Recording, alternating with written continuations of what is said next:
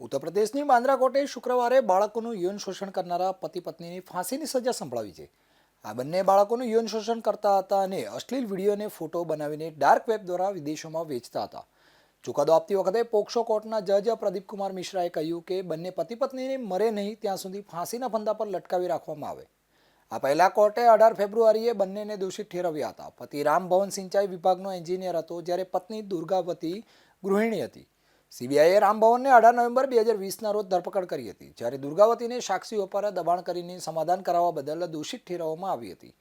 આ દરમિયાન જો કોઈ બાળક વિરોધ કરતું તો પતિ પત્ની તેને માર મારતા હતા, પીટતા હતા, બૂમો પાડવા પર તેનું મોં દબાવી દેતા હતા અને પછી પૈસા કે રમકડા કે મોબાઈલ ફોન અને ઇલેક્ટ્રોનિક ગેજેટ્સ આપવાની લાલચ આપીને તેમની જીભ બંધ કરાવી દેતા હતા. એક બાળકે જણાવ્યું હતું કે રામ ભવન મોબાઈલ ફોનમાં ગેમ રમવા અને યુટ્યુબ પર વિડીયો બતાવવાની લાલચ આપીને પોતાના ઘરે બોલાવતો હતો. પતિ પત્ની ક્યારેક બાંદામાં ભાડાનું મકાન લઈને તો ક્યારેક ચિત્રકૂટમાં ગંદુ કામ કરતા હતા.